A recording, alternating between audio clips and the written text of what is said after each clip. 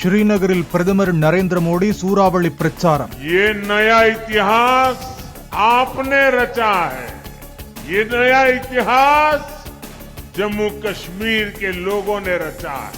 ஏராளமான இளைஞர்கள் பெரியவர்கள் ஒன்று திரண்டு வந்திருப்பது பாஜகவின் வளர்ச்சி அரசியலுக்கு சான்று என பிரதமர் பெருமிதம்। पहले के उन हालातों से अलग अब कितना कुछ बदल गया है। आज देर रात तक कैंपेन हो रही है। உலகில் எந்த சக்தியாலும் ஜம்மு காஷ்மீரில் 370வது பிரிவை மீண்டும் கொண்டு வர முடியாது என பிரதமர் மோடி திட்டவட்டம்। दुनिया की कोई ताकत जम्मू कश्मीर में आर्टिकल 370 की वापसी नहीं करा सकती। பாகிஸ்தானின் அஜெண்டாவை ஜம்மு காஷ்மீரில் திணிக்க விட மாட்டோம் என தேர்தல் பரப்புரையில் மோடி உறுதி। पाकिस्तान के एजेंडा को लागू नहीं होने देंगे।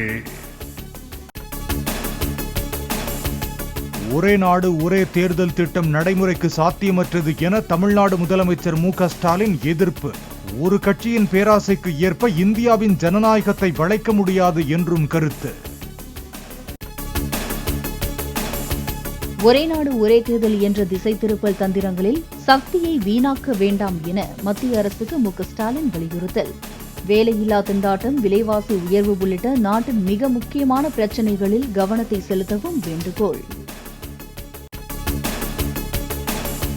தமிழகத்தில் விவசாயத்தை மேம்படுத்த நீரேற்று திட்டங்களை செயல்படுத்துவது அவசியம் என்று எடப்பாடி பழனிசாமி கருத்து। அதிமுக ஆட்சிக்கு வந்த பின் வீட்டுக்கு வீடு காய்கறி தோட்டம் திட்டம் செயல்படுத்தப்படும் என திருச்சி கல்லூரி நிகழ்ச்சியில் பேச்சு। நம்முடைய காய்கறி விதைகள் அரசாங்கத்தின் மூலமாக இலவசமாக கொடுக்கணும்। செடியை நட்டு வச்சுங்களா, கொஞ்சம் தண்ணி ஊத்துறா போதும், தண்ணி ஊத்துறா போதும்। ஒவ்வொரு வீட்டிற்கும் காய்கறி தோட்டத்தை அமைக்கிறது சூழ்நிலை உருவாக்கி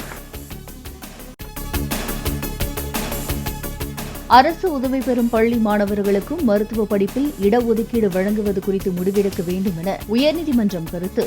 7.5% இடஒதுக்கீடு குறித்த வழக்கில் பதில் மனு தாக்கல் செய்யுமாறு தமிழக பள்ளிக் கல்வித்துறை செயலாளருக்கு உயர்நீதிமன்ற மதுரை அமர்வு உத்தரவு।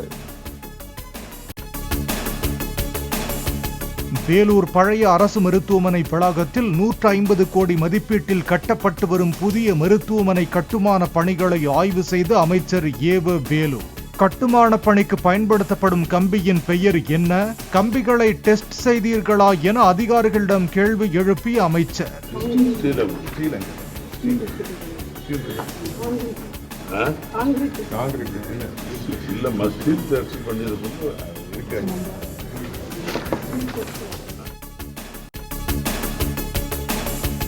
₹731 கோடி பாக்கி வைத்திருந்த விவகாரத்தில் 160 ஏக்கர் நிலம் குத்தகையை தமிழக அரசு ரத்து செய்ததை எதிர்த்து சென்னை ரேஸ் கிளப் நிர்வாகம் வழக்கு। உரிமையியல் வழக்கை உடனடியாக விசாரிக்க கோரும் மனுவுக்கு வரும் 23ஆம் தேதிக்குள் பதிலளிக்க தமிழக அரசுக்கு உயர்நீதிமன்றம் உத்தரவு।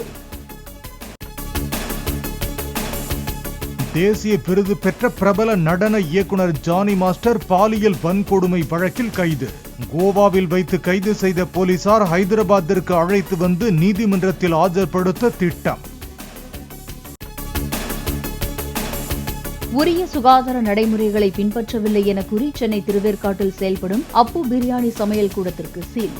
உணவு பாதுகாப்புத்துறை நடவடிக்கைக்கு எதிர்ப்பு தெரிவித்து ஆவி பறக்கும் பிரியாணியுடன் டபராக்களை ரோட்டில் வைத்து பிரியாணி கடை உரிமையாளர் போராட்டம்। திருச்சி மாவட்டம் துறையூரில் சத்துணவு முட்டைகளில் ஆம்லேட் போட்டு விற்பனை செய்த உணவகத்திற்கு சீல்। பள்ளி குழந்தைகளின் மதிய உணவிற்கு அரசு வழங்கும் முட்டைகளை சட்டவிரோதமாக வாங்கி பயன்படுத்திய உணவக உரிமையாளர் கைது। துறையூரில் சத்துணவு முட்டைகளை உணவகத்திற்கு சட்டவிரோதமாக விற்பனை செய்ததாக சத்துணவு அமைப்பாளர் கைது। மதுராபுரி ஊராட்சி ஒன்றிய தொடக்கப்பள்ளி சத்துணவு அமைப்பாளர் வசந்தகுமாரி என்பவரை கைது செய்து விசாரணை।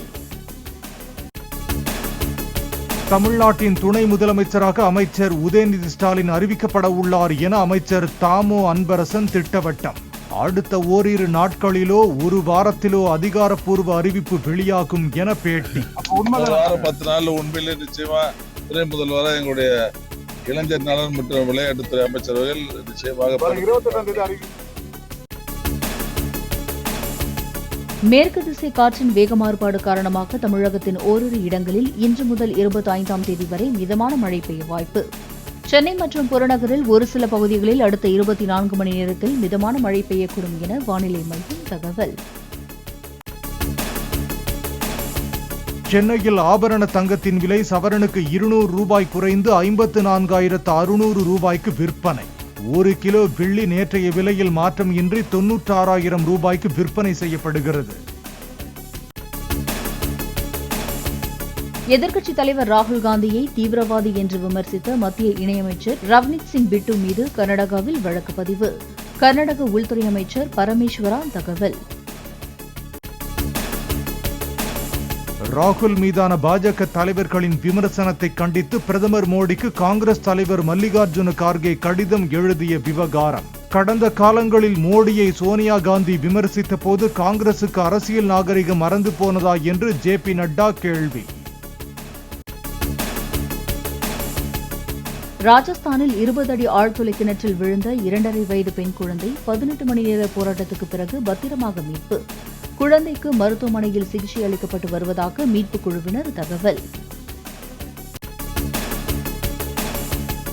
ஜம்மு காஷ்மீரில் காங்கிரஸ் தேசிய மாநாட்டு கூட்டணி ஆட்சி அமைவதற்கான வாய்ப்பு பிரகாசமாக உள்ளது. இந்தியாவில் நடைபெறும் தேர்தல் குறித்து பாகிஸ்தான் பாதுகாப்புத்துறை அமைச்சர் கவாஜா ஆசிப் சர்ச்சை கருத்து.